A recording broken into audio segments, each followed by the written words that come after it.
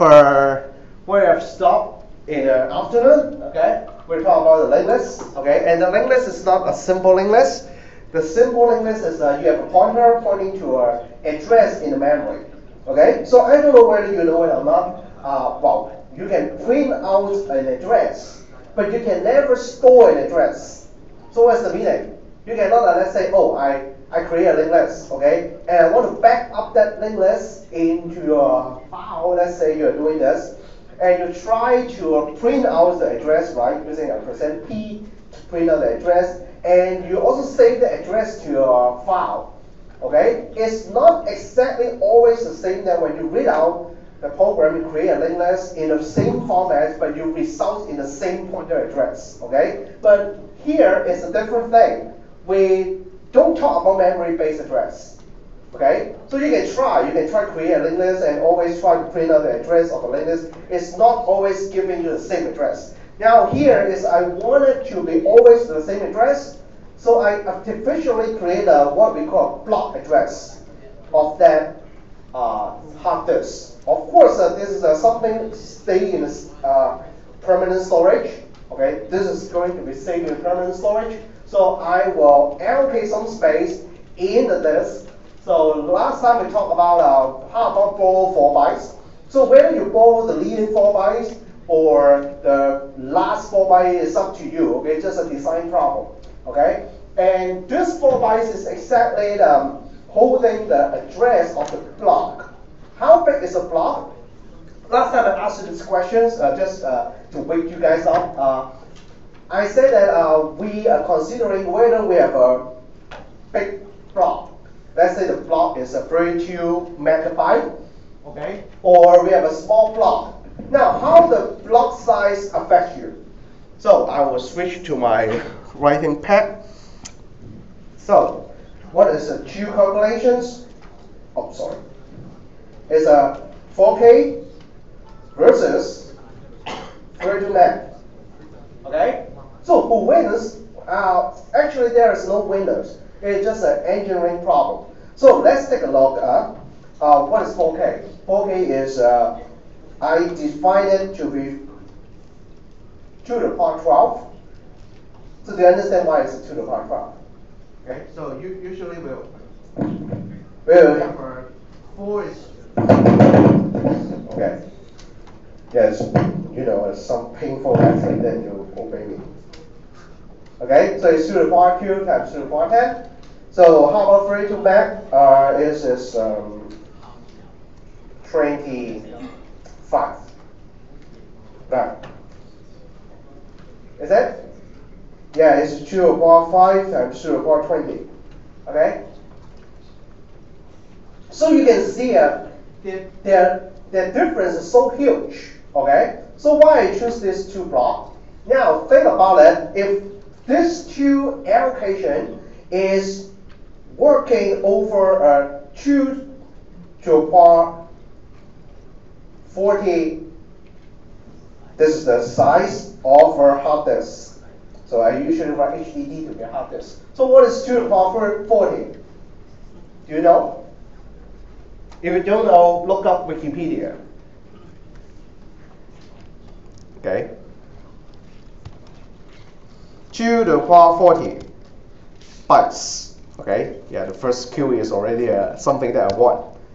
So what is that? Wow, thank you. It's approximately, if you follow the base 10 approach, okay, it's approximately 1 terabyte, more than 1 terabyte. If I follow the 2 to the power rule, okay, the power of 2 rule, okay, I will have exactly 1 terabyte. Okay? So let me switch back. So that means that this problem makes sense. Now, what is the sense here? Actually, I rewrite the entire thing.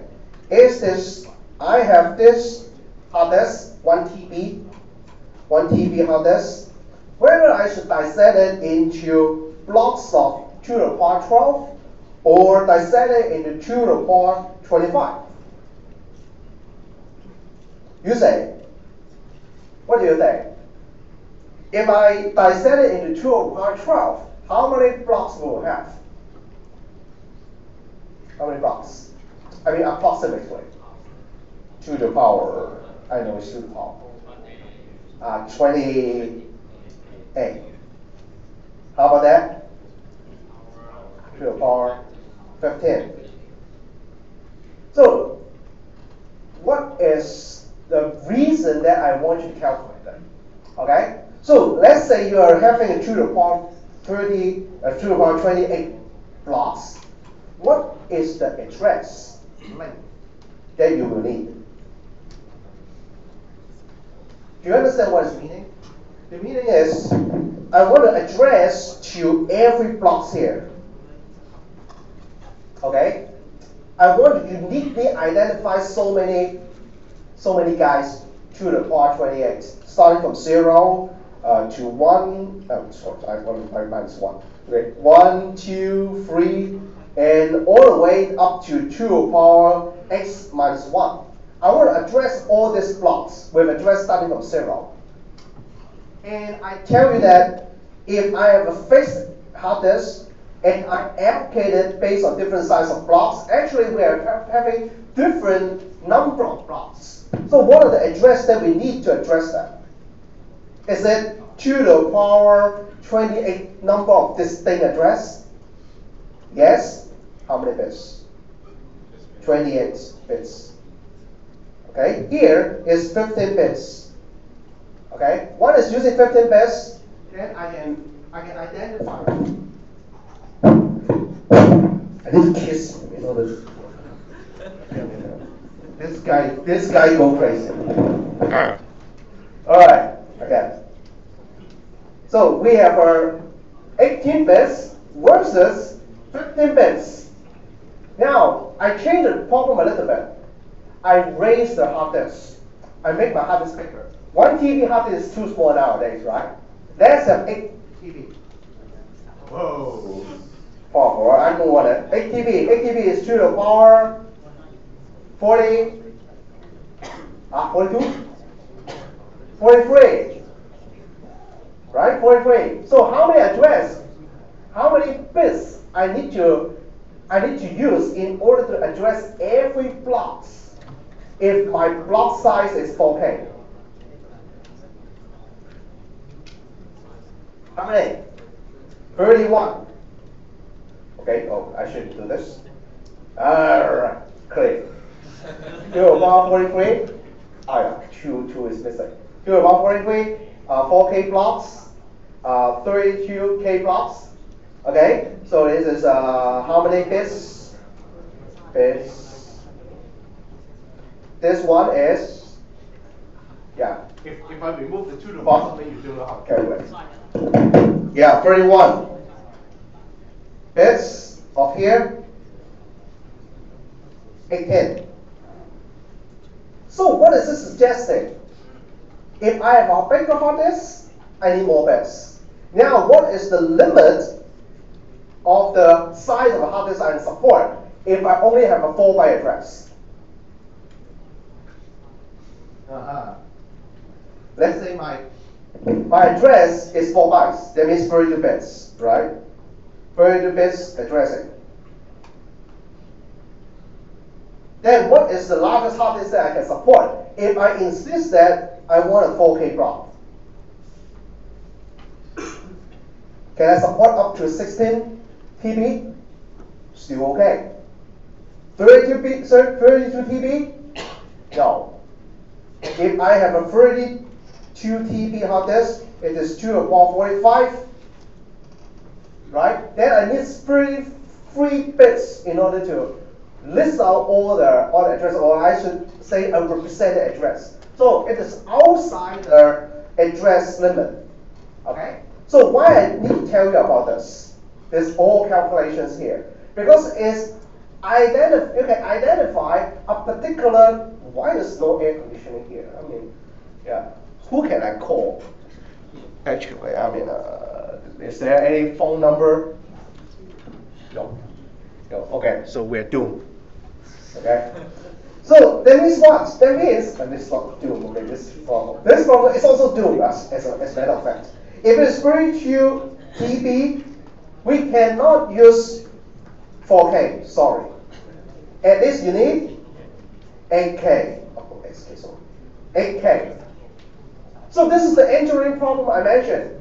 You're engineering what is your address size? If you are 8 bytes address size, no problem, okay? No matter what is the block size, you can always accommodate it. If your address size is 4 bytes, nowadays we still have people using 4 bytes addressing using 32-bit CPU, right? The 32-bit CPU is not gone, okay? It's not just for normal CPU, it's just an ARM CPU. ARM CPU also is 32 bits. Now, look at here. We are very close to this limit nowadays. Now you can buy 80 hard disks, right? You can buy, is any 16T? No, this is not yet, okay? I guess maybe two years later we will have 16 bits. 4 more years later we will have 32 TB. 32 TB now, you are going beyond the limit, okay? So this is the engineering problem. And why I have told you about this is not happen right now, but happen later in my slides. I will keep on mentioning this kind of computation. Make sure that you understand this kind of changing. Okay. Now let's fall back to this. Why I say that I use a 4-byte address here, because it's very common to a 32-bit CPU here. So I allocate 4 byte, and allocate 4 byte, not a big deal. What I want is I want to have this kind of block chain up is a linked list, and this linked list no longer memory-based linked list. Every address point to the block address based on my calculation previously. I say that let's say this is a 4K, okay? So every 4K will get a 1 address, every 4K got a 1 address. Although I start with address 0, in my example in the drawing board, in the slides I use 1 because I override the address 0 to be the null pointer. Okay, so I use 0 to represent null. Now, if you are following me, okay, you understand that, okay, this is the way. Now I give you whether this is a true implementation. The true implementation is not using this one. And because of one problem, okay? Now think about it. What are the problems that we are solving previously? Maybe we got a lost track here. We are solving this set of problems. We want to trace the allocation. We want to trace the free space management. Still okay. Yeah, I can transverse the entire hard disk to understand which block is being allocated, which block is being free. I want to create content. That's why I want the file content allocation. No problem. This block. Attributes still on the root directory. The directory stuff, all these. How about grow and change? Now in the next implementation here, the grow and the change are good. How good it is? I can grow at the tail. How about in the middle? In the middle, let's say I grow starting from this block. Okay, then I just shift all the content inside those blocks, and if I go overflow means that the last block cannot hold further amount of file, then I will allocate a new block and chain it up using a linked list.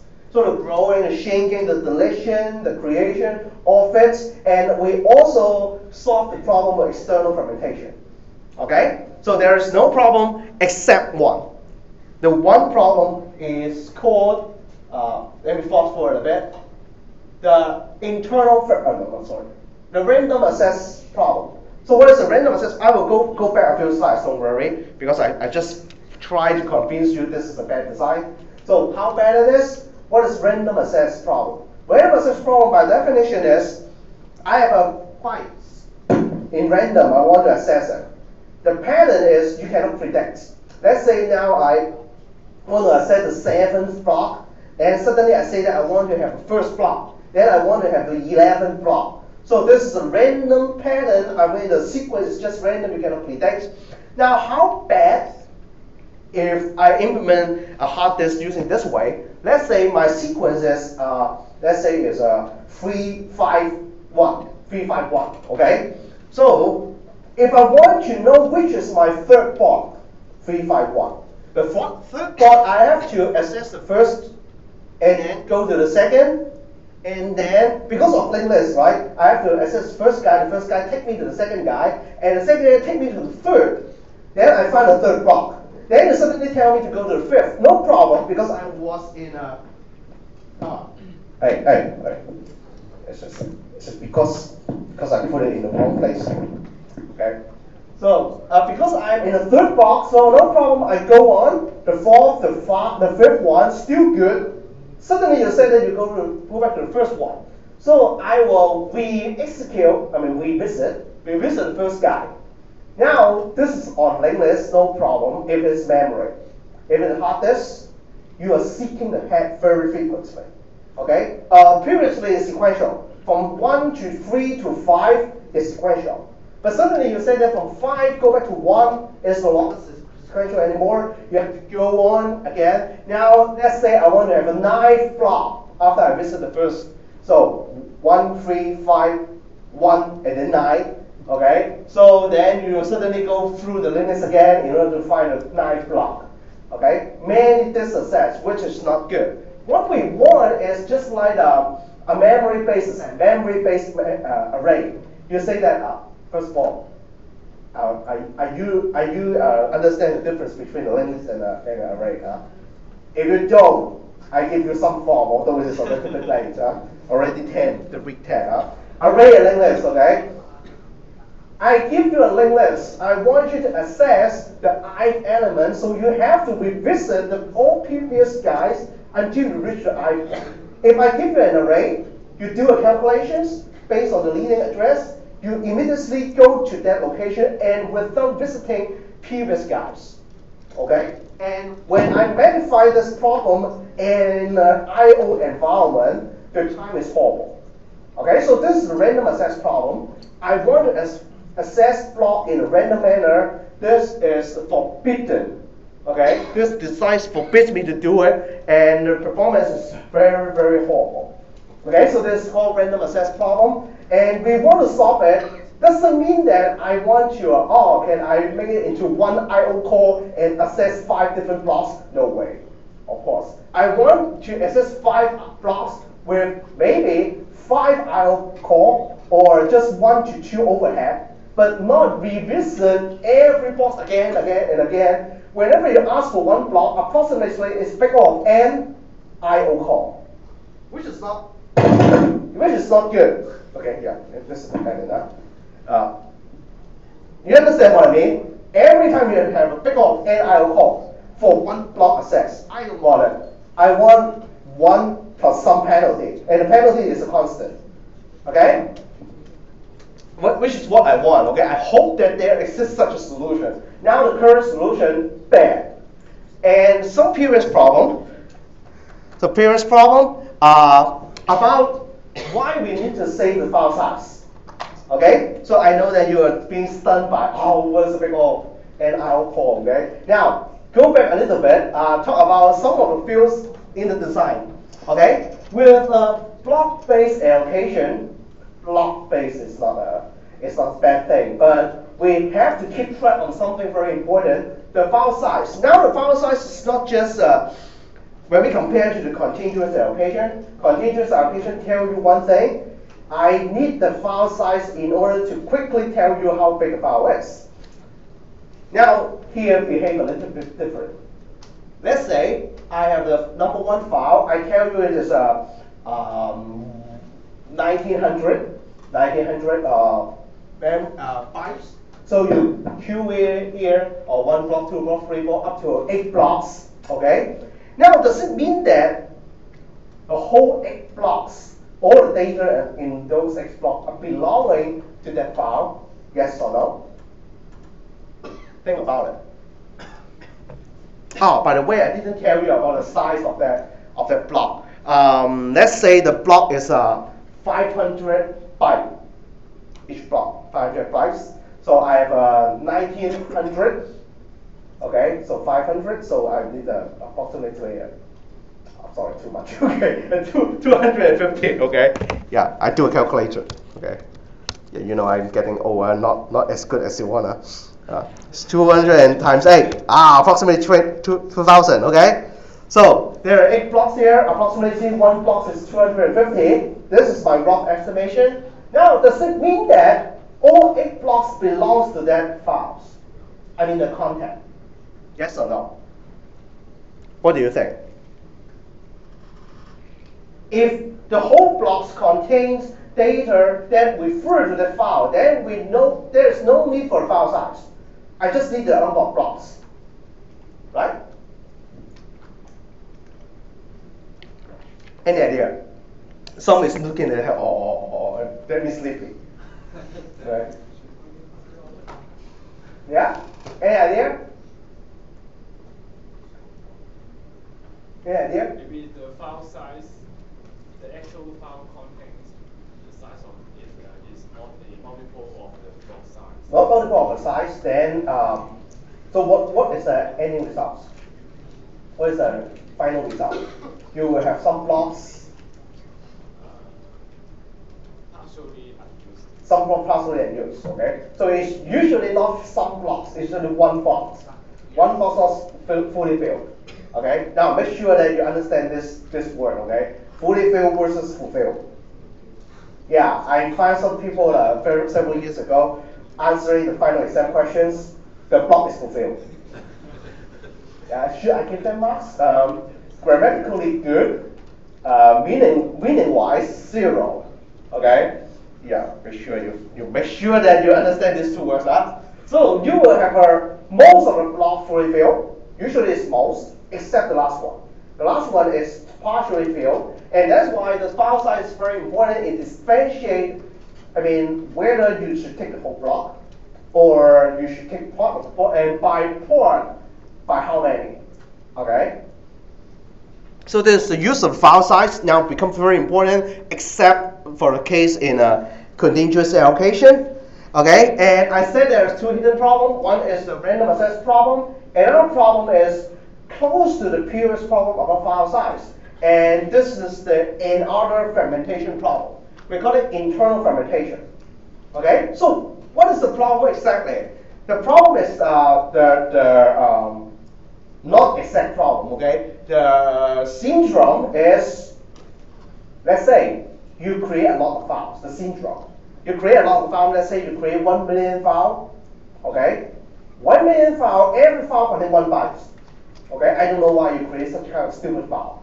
1 million, 1 byte. Are you using 1 million bytes? No, you are not using 1 million bytes. You create 1 million files. Every file contains 1 byte. You are using 1 million blocks. So what does it mean? It means that it's very interesting. When you do a right click over C drive, it tells you the free space. You should ask, what is that free space? Right? What is that free space? No one tells you, right? Is it the free blocks times block size? Or the sum of the all files consumption, okay, minus your hard disk space times -1, of course. Times -1. Perfect. Yeah, don't think that I'm being cheated. -1. This size minus all file size, or number of free blocks times block size.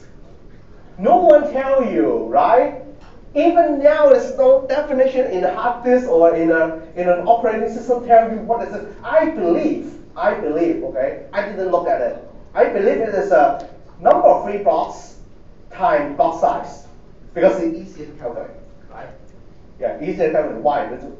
You have to transfer from the head of a tree down to the entire file system in order to calculate the real total consumption of every file, which is nonsense. Okay, I believe that it is free block, number of free blocks times block size, and this is the free space. Now here the problem is called internal fragmentation. Those free space won't return to the system. It's allocated to the file. Okay, so that 1 million file will take up 1 million blocks, but not 1 million bytes. Okay, and well, it depends on your usage. Okay, let's say your usage is, let's say, text file. Then the space you sacrifice, the space that you waste to internal fragmentation will be huge. Right? Let's say you plain text file. You save a lot of .c C source code, okay? I don't think that your C source code will take up 4K. Yeah, even the compiled one, okay? Won't take up 4K. So let's say every file system take a block size of 4K, you lost a lot of space due to internal fragmentation. So what should be the solution if you want to KO this problem? Smaller block, right? Smaller block, then you will have a less waste, but that's why I said it is an engineering problem. This course is full of loophole, full of tricks, okay? Remember the previous calculation? The smaller the blocks, the more address you needed. And that also means that the smaller hard disk you can support. So that's why it's just an engineering. You want to have a file system get lower space to internal fragmentation. You want it to be minimized. You will also minimizing the hard disk that you can support. So some other people say that, oh, no problem, I cut it into smaller partition. Yeah, I mean, yeah, you just you like that, okay? I want one big partition, okay? Then you cannot avoid that internal fragmentation, right? You keep the block size big. Virtual map, you put one by. Yeah, no problem. It's up to you.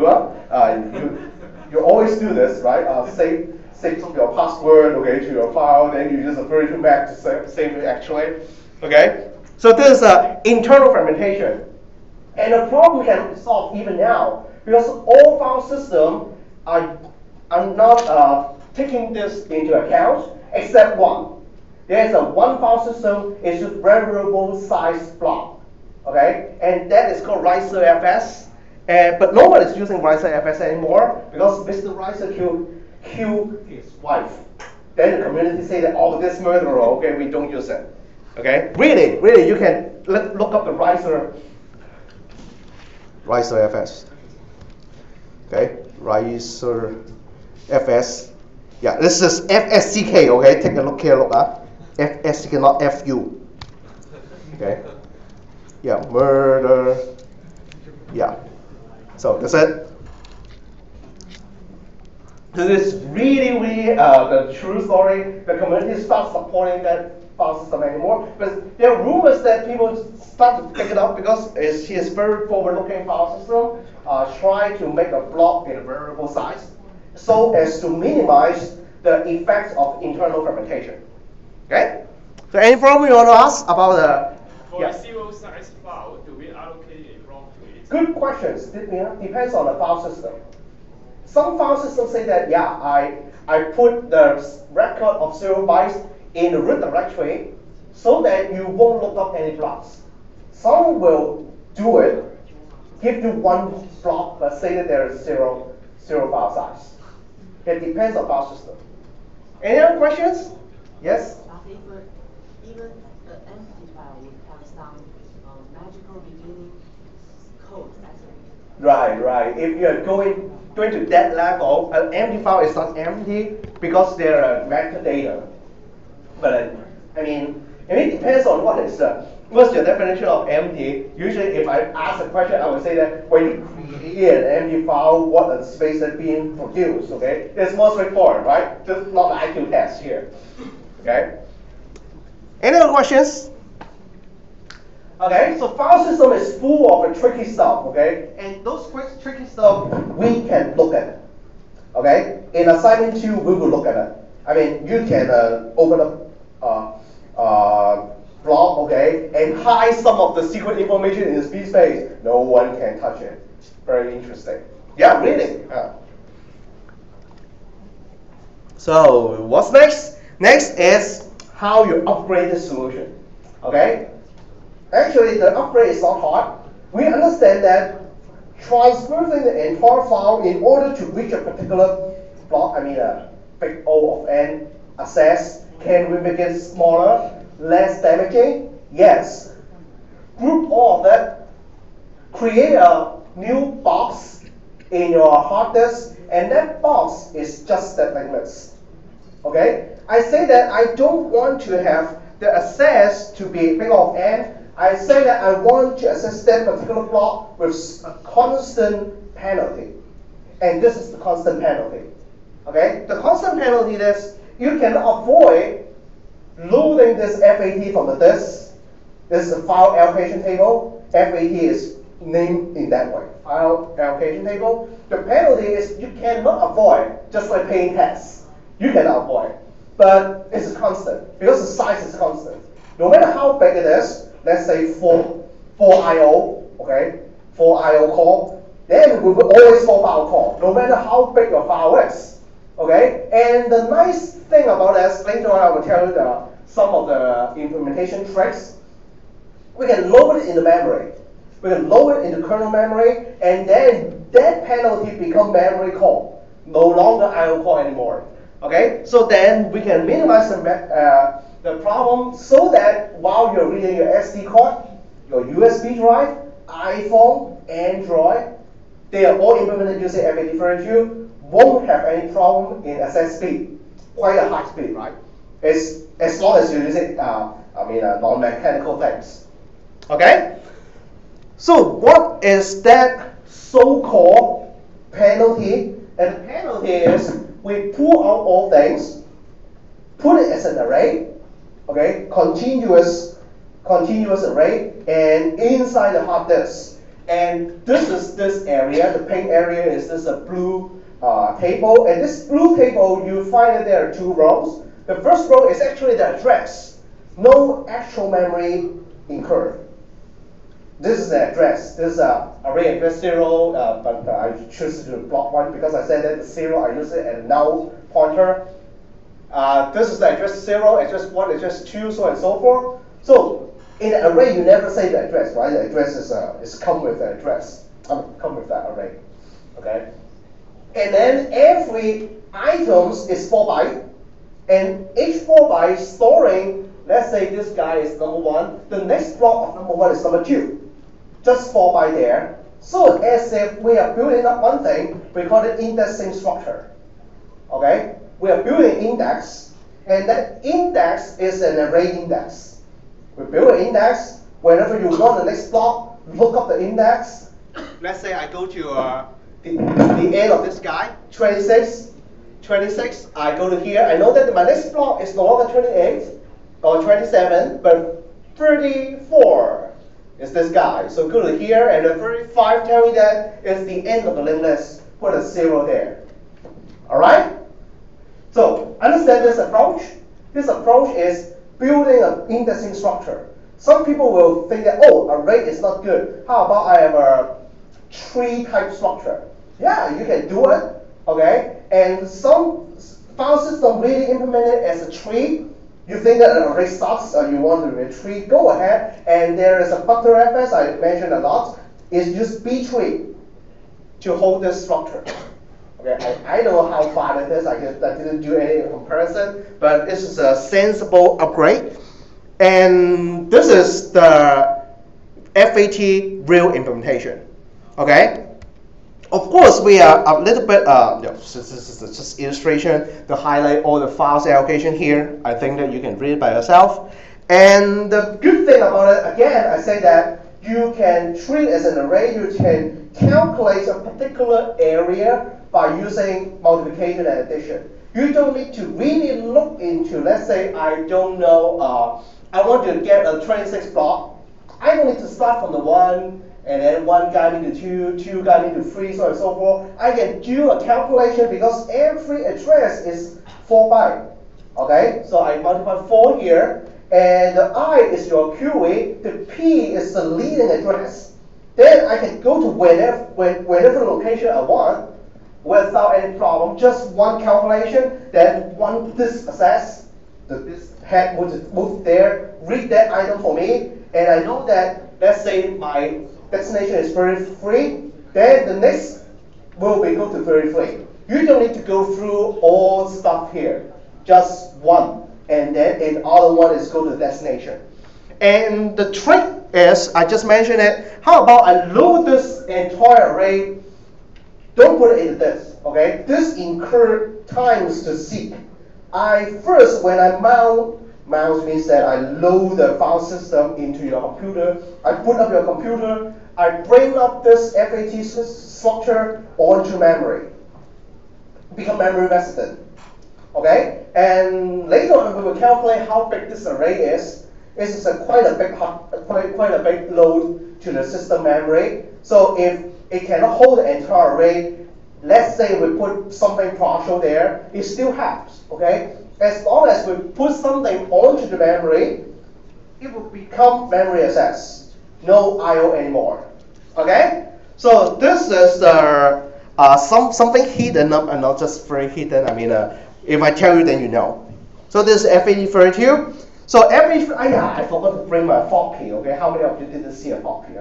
Yeah, I can. You go to my office, I show you. Okay, I keep that floppy. I hope that floppy can be read. Okay, if you have a drive. And we have an FAT12 for floppy drive, always for floppy drive. Later on, we can do a calculation why it is using FAT12. And FAT16 is beyond, before Windows 95 release 2, okay? It's called OSR2 release 2. And then Windows 95 release 2, there's approximately, how many years? 1997. Approximately 1997, we have FAT32 support until now. And no one just expect, I don't know why, okay? Yeah. How many of you using expects? Yeah. Oh, yeah, you know what expect. No. Everybody uses FAT32. I don't know why, okay? Don't ask me. Okay?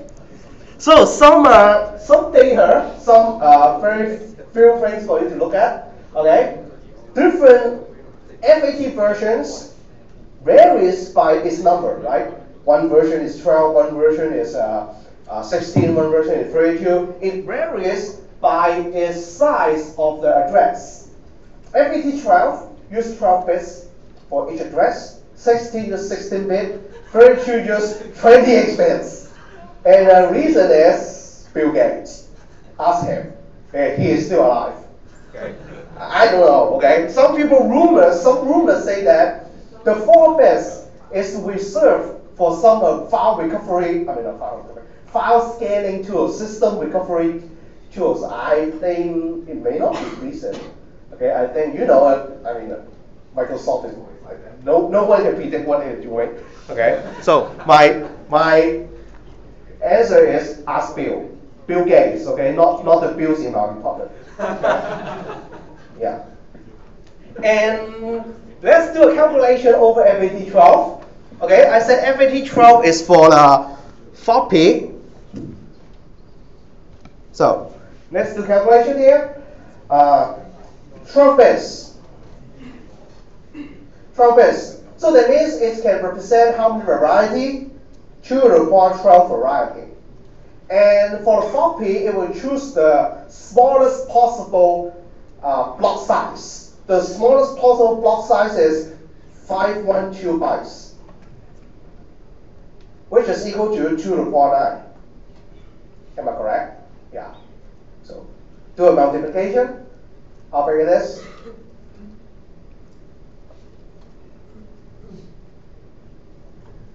Two MB. Right? How big is a floppy? Do you know? 1.44. That's why. That's why whenever you plug in a floppy, no matter which operating system, it will directly map it to FAT12. Okay, because it will use up. Have the best, I don't say the best ways, okay, but best performance under the internal fragmentation. Okay, we have the smallest block size, so we have the fewest ways. Okay, and we can use up the whole this efficiently. Space-wise. Okay, so how about others? FAT16 to the power 16 number of what is a cluster? Okay, again, a question that you should send an email to Bill Gates. They don't call a block a block. They call it a block a cluster. Yeah. So that's why you will from time to time hear something called bad cluster, dead cluster, first cluster, so and so forth. It's not about cluster. It's not about supercomputing. There's no way to say this is a cluster. Okay, this is a block. okay, a bunch of bytes. That is called cluster. Okay, all right. That's you know, Silicon Valley guys love sexy words. Okay, yeah. So cluster is a block. I don't care. Now, what's next is some interesting facts about FAT32. Okay, so for FAT32, you can format in the following ways. So what are the following ways? Okay, I will stand in your side. So here and here are two different rows. So what are the rows? The sector size. What is the sector size? I forgot to tell you what is sector size. Go back to the page 1. Yeah, still remember the time that we played the movie? Okay, when the movie is spinning, okay, we are actually forming a cylinder or a track. This is what I told you in this afternoon. Now, there is a small area that we call a cluster. And that area, until now, is still 512 bytes. So this little area is 512.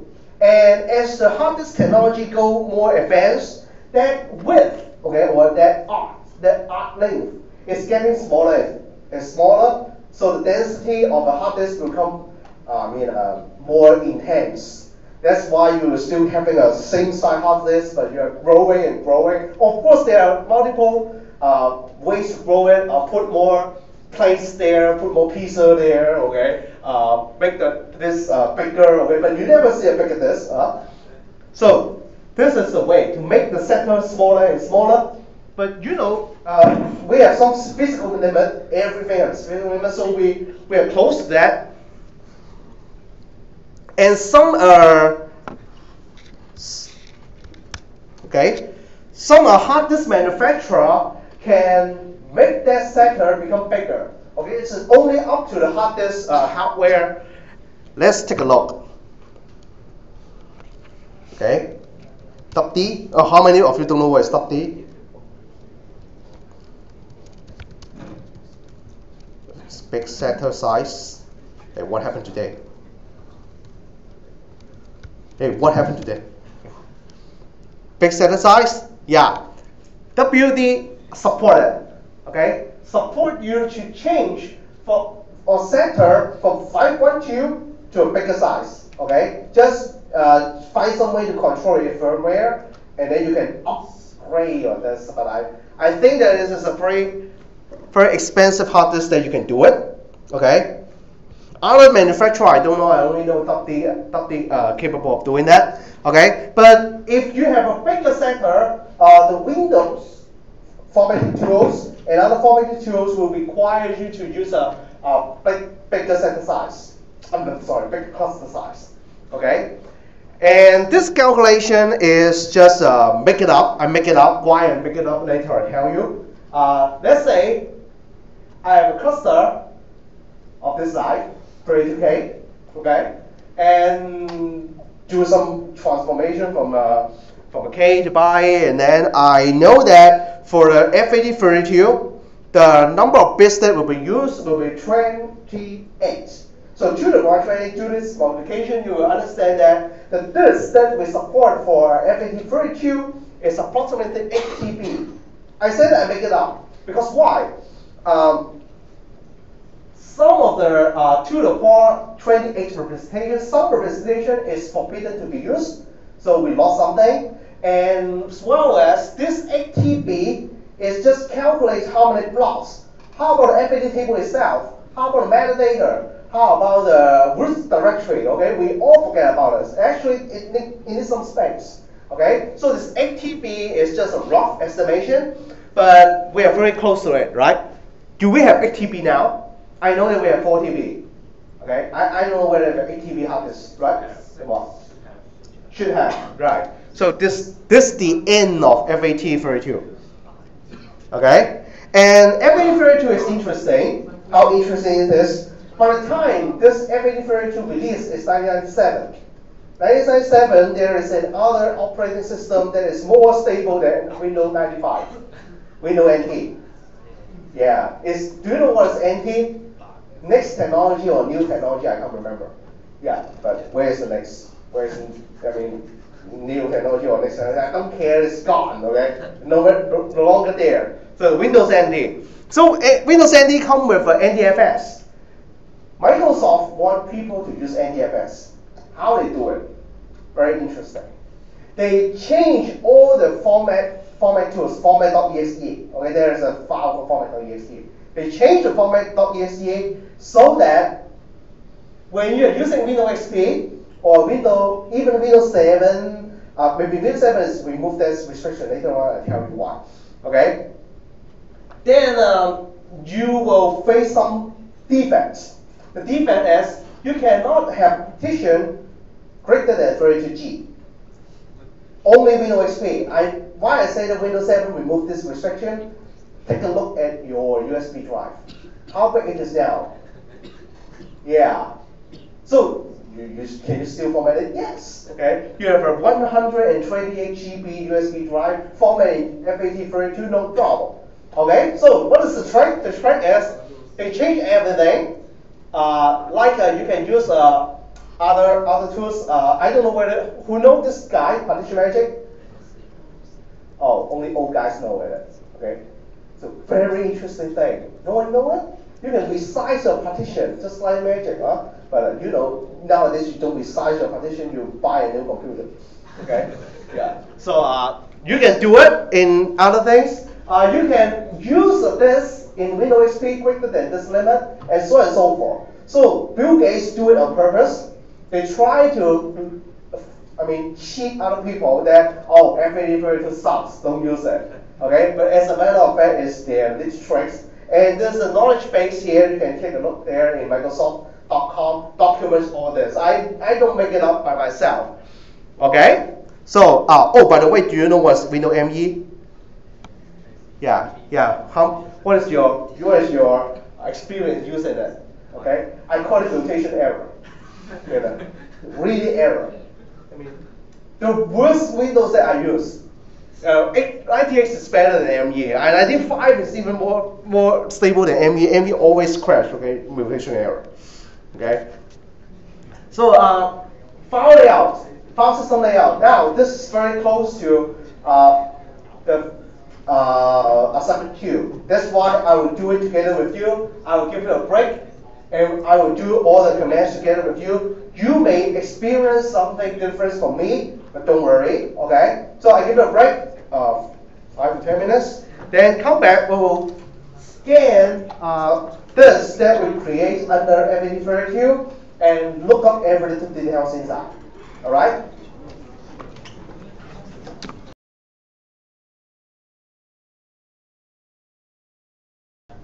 Alright.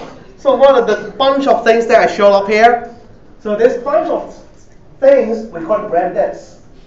Usually 64 megabytes.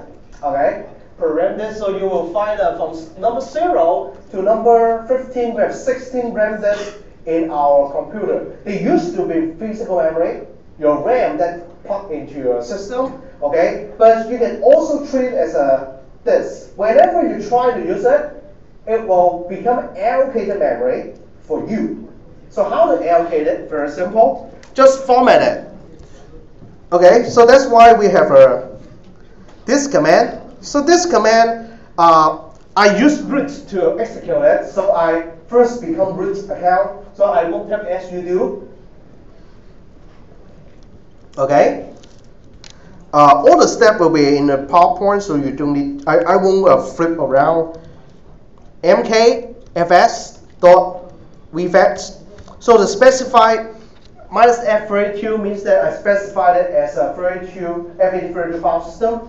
Then you decide what is the destination that you want to format. You want to format RAM 0. Remember, this is dangerous. Don't type SD. I don't finish it, okay? Yeah, don't type your physical hard disk. You won't regret it, okay? You will have a chance to reinstall something, okay? As long as you're using VM, okay? I'm not using VM, okay? Yeah, I won't test it. This machine, you see, I put up for 70 days already. My Office Linux. Okay, do it. So this is just a warning. It's already finished formats. This is running. Don't care about this. Then what's next? There is a tool called DOS FSCK. So don't treat it wrong, okay? This is not some file language here. It's DOS file system check. FS file system, CK check. Whenever you see FSCK, it means file system check. And another, I don't know what is the check. Okay? Yeah. File utility check. Okay.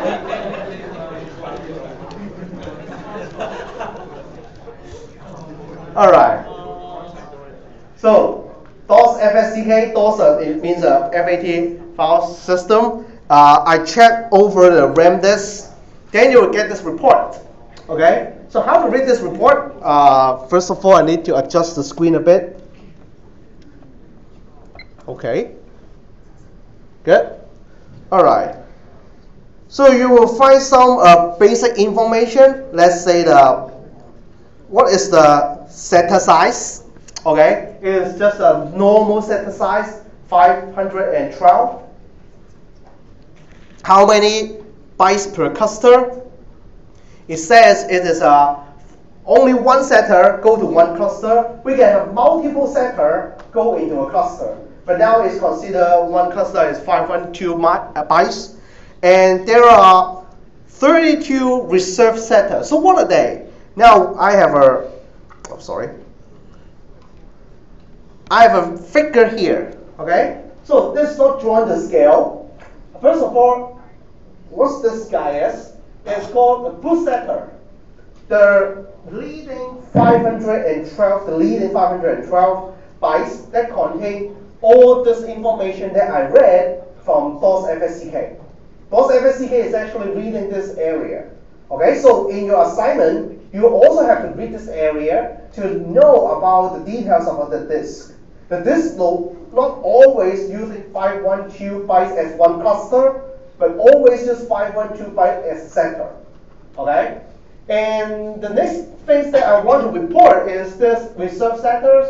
There is a range of setters being reserved by the operating system, including the boot setter. We can tune it during the format time. Okay? Then we can have maybe rearrange the terminals. Okay? Oh, sorry. Then we can have the next guy. The next guy is after the 32 reserved setter, that means the 33rd setter will be the leading address of the FAT, the array. Okay? So in the cartoon, the drawing here, this is the FAT, and we have two FAT. Okay? So take a look at the report here. We have two FAT. Each FAT is a 32-bit entries. So that means 4-byte address as an array.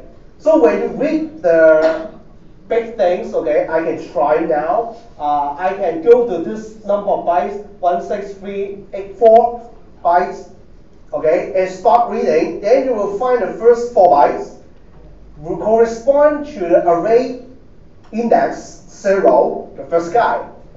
So, but it doesn't make any sense, but I still want to read it out. I use the tools that our tutor has already tell you. How many of you know what our tutor is working on during tutorial? Yeah, that little guy is to read a binary hexadecimal layout of a device or a file. Okay, I can skip ahead, -s, skip ahead this number of bytes. So the first byte that it will print out will be the leading FAT. And I specify the device. It will dump out all 64 megabyte things. So I have to use slash in order to stop the printout. Execute. So you will see some 1 byte, 2 byte, 3 byte, 4 byte. So this is 4 byte entries. By the way, do you know this is 4 byte? 1F, how many bytes? How many bits are there in 1F? 4 bits.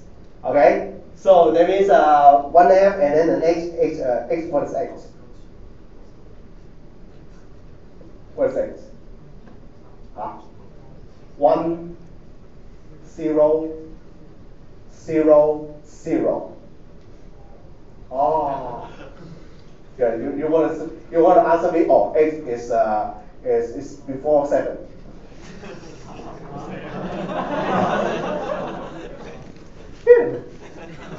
Okay, so this is 1, 5, 1, 5. So put together we have 4 bits, so 1, 5. So there's 4 bytes. Later on I will teach you how to read it, but you don't need to care, why? Because I never tell you what is the inside this array, but you can see most of the array elements contain value 0. That means the null pointer. Because this is the new disk. A new disk should not have the next cluster information, right? So it's full of zeros. Full of 0 in the array, okay? Then we have 2 arrays, 1 and 2. They are synchronous copy. Whenever you change one copy, you have to change another copy as well, okay? The reason, I don't know why it's like this, okay? The reason when I look up the documents, it says they want to avoid single point of failure. You understand what single point of failure, right? When one, let's take an accident a few weeks ago, okay, our Qingma Daikyo, okay, Qingma Bridge, not Qingma Daikyo, what is that bridge? Yeah, forget about it. A bridge, okay? Kapsuimun Bridge, okay, has a problem, okay? Some ship of damage. Then that is a single point of failure. When it fails, the entire airport fails. Okay? So that is a single point of failure or the weakest link. Okay? And some people say that, well, we have to protect FAT because the FAT1 is almost most important thing. Okay? Just this is very important. This is also an important item. So we have to protect it, avoid single point of failure, produce one more guy. Okay, which is identical copy. I think that it is bullshit. Think about it. This is a physical item. So what is the way that you can damage it? Wearing, right? Wearing, W-E-A-R. Wearing. You know what's wearing? Okay?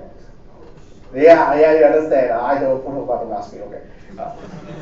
More seed, okay. No, I don't know. So, when you keep on reading one, and you do the same action over another one, the level of wearing are the same, right? So, are you making a mistake? Yeah, I mean, you are doing the same damage, okay? I said that I punch you once. No. I don't only punch your left eye, I punch your right eye as well. Okay, that's the same thing. Okay? So I think it's bullshit, and usually when one center dies within that area, very probably, another center in this area also dies. I think those who have experience in damaging hard disk will agree with me, right? When you find one bad center, it's just like virus. Okay, the Windows keep on reporting bad center 1, bad center 2, bad center, and the bad center kind just keep on growing exponentially, and just like that. Okay, so I think it is bullshit. Okay, although it's recording, I will keep on saying it is bullshit. Okay, then let's take a look. Continue to take a look. Where's my terminal? All right. So what's next? The root directory. Okay. I said that the root directory is very important. Okay. And how important it is has the magic number 2. Magic number 2. What is the magic number 2? Can you find 2 there? Root cluster start at cluster 2. Well, I mean root directory, okay? Root directory start at cluster 2. Again, a magic number you should ask Bill. The first cluster in FAT32 is not 1. It's 2. Okay? A 0 is okay because 0 means null pointer. Right? You won't use 0 to be the first cluster. Okay? But the first cluster is no longer 1, it's 2. Interesting insight. That's why Microsoft owns this world. Huh? They have a different mindset. Okay, I don't understand. Okay, so this report also tells me that the data area starts with here. Okay, but you don't know what is inside the data area. So I decided to do one thing. Go to that file system and create one file so that you can see its file name. All right? So how can I go to that file system? I have to use an empty directory, or maybe a directory contains something, doesn't matter. Okay? So you can say mount -t means type, mount file system type, and you can mount it by specifying the device. So that means that you want to mount a FAT file system. I don't know which kind of FAT there is. The kernel is smart enough in identifying which version of FAT. Then the destination. Okay, the type, the source, the destination. Enter. Then what will you get? By typing df, df is a way to check. You will know that here, the file system /db/ram0 mounts to this directory. So that means whenever I enter that directory /tmp, you are inside RAM disk. Okay? So I will go inside RAM disk. Nothing, right? By the way, do you know what's -a? -a is a show hidden files. Okay, no hidden files as well. This is a dot. I made it highlighted. Okay, this is dot current directory, parent directory. So there's no hidden file, so totally empty. I create the first file, touch abc.txt. Okay, so I just create a new file called abc.txt inside the file system, and now I will unmount the file system. Means that I will eject it. Okay, eject is the same as unmount. The mount, oh, maybe I type eject, the same thing. Eject. Oh, yeah. Eject tab. No. Yeah. I just want to demonstrate what is already unmount. Well, great. What? Last error to unable to eject. Oh, I understand. Okay. This says that I successfully unmounted, but I cannot eject it. I cannot. You cannot expect that the RAM will suddenly eject. Okay. Yeah, but if it is CD-ROM, okay, then you will see the CD-ROM. Okay, let's move on. Eject. Yeah, very interesting. I usually want to scare people. Okay, when we mostly log in that machine and I am a root, I find some people didn't eject. You just see what happened. Yeah, very interesting command. Okay. Then what I'm going to do again, I want to do fsck. Oh, by the way, what I'm doing? Okay. You know there's a .fsck command like this, exclamation mark dots. That means what? That means it will repeat the closest command with the prefix DOS. Okay, or exclamation D is the same. Okay, just a shorthand. Okay, so it will repeat and tell you something more. This is the root directory. All right.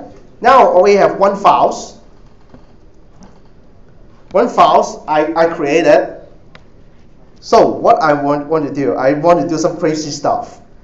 I will go to this byte directory, 10496000, and use XXD to print out its content. XXD, -s to skip those amount of bytes. Then open it. Pipe it to less because many things will pop up. Okay, so I will use less to stop it. Can you see abc.txt there? Yeah. So again, what is this cluster? This area is the beginning of the root directory, and the root directory contains information about the first file you create. All right. So I do one more time. mount cd temp. Now this time I touch ty1.he. I don't repeat the next one. Okay. Then you mount it and XXD again. XXD the same directory with the same beginning bytes. Can you see ty1 there? Yeah. Alright? So what should you interpret this? It means that I really go into the cluster, and the cluster will only own up to 512 bytes. Okay? So how can I prove to you that the next cluster that will be occupied will be very close to the root directory? I will show it to you by adding contents to abc.txt. Then later you will find some data inside the disk. Now, if I go down, I just push down, you won't see anything. You won't see anything. Okay? So I will mount it again and try to edit abc.txt. Hello world. Okay? I type hello world, save, quit. Okay? So go out and then you mount XXD. So again, abc.txt, ty1.he are those files that I create. Now I go down. Can you see the file content? Yes, the file content is here. Okay? Believe in me, it's the next cluster. It's the next cluster that is right after the root. Okay? So what you should found in this demonstration. In this demonstration, you will understand that we have two FATs, although I skipped them all, but it is written, let me go further. It's already written in the boot setter so that I can read out all the information from the root setter and create this report using .fsck. Next, I have the root directory. Originally it's empty, nothing. So I create the first file, and I will create the data within the root directory area. Okay? And the root directory area only occupies one cluster, only one cluster there. Then, when I create the next file content, now remember, I create a file, empty file, doesn't mean I create a cluster. Okay, because it's empty. Empty shouldn't have any cluster. So then I create the content for the file. You will find the next cluster will contain the thing. And the allocation keeps going until you run out of all cluster available in the disk. Of course, while you're deleting, there is another story. This is FAT32, very easy, right? Very easy to understand. And all you need to do is this two, .fsck, x60, then you can debug everything. Okay? I use this kind of tools, and I can rescue many files. Okay? Later on, I will show you an email. Maybe now. Okay? First of all, I have to go to. Don't let you see it. I will. There is a guy, okay, from ENGG 1000 asked me for help. Okay? I remember that I have helped him to rescue some USB. Don't worry, that is a guy, okay? Where is it? That is a guy, okay? Not something that SD card? Should it be that guy? Right.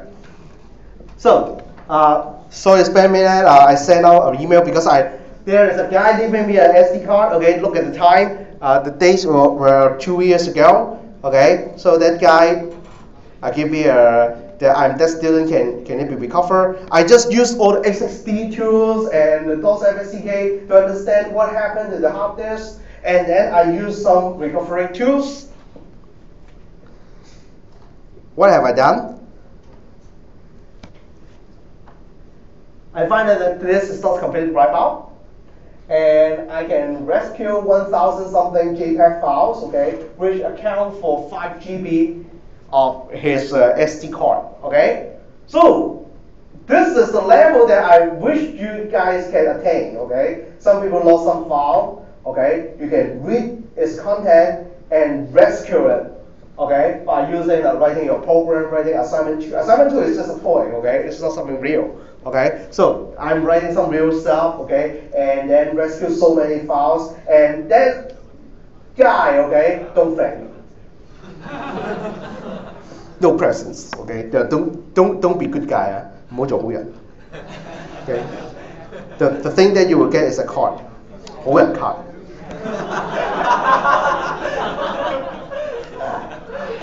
And the worst case is that is a boy. So, I won't do it again, okay? Except there's a girl and more is not just 好人 card, okay? Oh. Directly, yeah, of course, there's no motivation, right? Yeah, motivation is the best thing, huh? Okay, so what is the directory? I tell you that the directory is a fixed entry. In FAT32, it is always 32 bytes long. Okay, this is an entry of 32 bytes. And inside that entry, what are the things that you can find is more interesting, right? Just now, I showed you an example. I can find the file name by looking at the root directory, right? And the directory is just this kind of layout. We have some attributes. Later on, I will tell you what are the attributes. We have the file names. You have seen this. But other numbers are just like encryption, right? You don't know what it is. At least you will find some very important stuff in the FAT directory. It's the leading custom, right? Think about it. I give you all the information, but I don't tell you what is your leading custom number. No use, right? You don't know how your file begins. It is just a pain in the, okay, if you know the phrase. So then in the file system, we will we solve the problem by putting up number and is your beginning custom number in the directory. So the directory is very important. You need both the directory, not just losing the file name, not just losing your attributes, but also you lose the beginning of the file. Without the beginning, you don't know the linked list, right? You know the linked list is in an FAT, but you don't know where it starts. Okay? So this is a very important stuff. That's why I write it here. We call it the beginning of the cluster linked list. Okay? And the directory transversal. Now this topic is about transversal, means that you go from one directory to another. How does it work? Okay, I especially designed this Windows stuff. Okay, I just make up some numbers here about the date and about the file size and about the cluster size. They're all fake. Okay, and then I create a file system. I have root directory. If I have a subdirectory, what will you find in this file attribute stuff? You will, I go forward a bit, you will find this 32-bit structure. This is a huge structure. First of all, what are the things that you will find? You will find the file names in the leading part of the item. So you will find this, the leading part, right? The leading part, leading part's here, okay? So how many bytes you have? Let me highlight it. This A, B, C, space, space, space, space, and then up to here. How many bytes can you count?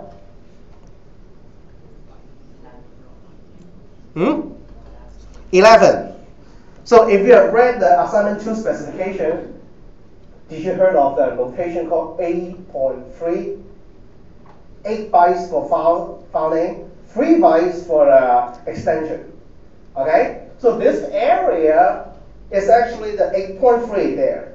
If you cannot use up the 8 part, the 8 character part, it will all become what is 20. 20 is something before 19. No, okay? After 19, sorry. You're aware of it, okay? This is space, okay? This is 20 has a decimal number. Okay, there's 32 in a ASCII. That ASCII number is a space. So we replace it with a space. So that's why in the beginning of the design of the file system, of the FAT file system, it won't allow any space character in the file name. Okay, because this is specially handled here to tell you that we use up. I mean, not we finish about that file name, and then we place all the space here. And how about extension port? Extension port. If extension cannot take up 3 guys, you will find this 4H45 is the H and E, and 20 is the space. Okay. So is it important? Not very important. More important stuff here. File attributes. These attributes you will later on look up your tutorial notes. The tutorial notes will tell you what are the useful attributes. We will have directory. Okay, we will have something of hidden files, read-only file attributes, and some of it later on I will show you. It's called long file name directory. Entry attributes. Okay, there's all here. Some reference space, the timing thing, creation time, access time, so on and so forth. Then we have something interesting. Okay, first don't take a look here. Take a look at these 2 parts. And these 2 parts is actually the address. You know, FAT32 use 4 bytes to become an address. So it just find ways to accommodate those 4 bytes. Okay, so these are the 2, these are the 2, and they combine together. So this area is 0, 0. This 2, 6, 2, 7 combined together. Okay, with this guy becomes something like this. What is this guy? What is this guy? Let me use a calculator. Okay. Now for this part, this is the only part that I like Windows. Windows calculator is just like a piece of, the great masterpiece. Okay. This calculator is not useful. Yeah, you don't think so? So I use as decimal. Has the decimals 2000. 2000. Converted to decimal place, 8190. Okay? So you know, I always have a problem when I create a bad PowerPoint, wrong hard code. Okay? Does it mean that I wrongly hard code this area? This custom number, I said that this 2 combines together, become my first custom address. Now here it's become 8192, okay? It's not 32. But take a look at another way around. What if I read these 2 guys in a reverse manner? Well, reverse manner don't mean 0002. It means 0020. Bytes read in a reverse order. I read this byte first and this byte first. Okay? 0020. Sorry. Yeah, I'm sorry. 0020. Then it's 32. What's going on? What's going on? Huh? Now, so that means the combined things has some problem, right? Within that, the higher order, they're all 0. I don't care about this. Within the lower order means something juicy, something useful. Okay, they reverse the order. Okay, and this is something about a CPU. There's not a problem, but an issue, a design issue in a CPU. CPU is a problem. Okay, we are all Chinese here. You will understand it. When you have the Lunar New Year, 揮春, okay. You look at the summer 揮春, okay. Some 揮春 is read from left to right. Some of them is right to left, right? Nowadays, when you read Chinese, left to right or right to left? Alright. Am I in the same time zone? Okay. Yeah, this is 2015. Okay, it's not 1985. Yeah, it's left to right. But in 1985, newspapers are read from right to left. Okay? And how many of you have a magazine, Chinese magazine right now? 一周刊, okay. 快環, okay. 快環, you will find that its style of flipping is still, yeah, I have something like here. I pretend to be a book. Okay, so you will flip it this way. Yeah, your way, okay, this way. But English book, flip it this way.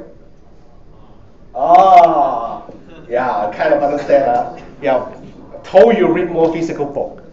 Okay, don't download ebook. Okay. Yeah. This has also happened in computer. We call it endianness. Okay, means what is the location for my ending numbers?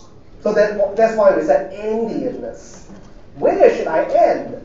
Okay, we have two categories of CPU. One of the representation here is, let me zoom in. I know it's ugly. Yeah, it's Intel. Another is our Sun. Sun is no longer. Okay, we lost our Sun.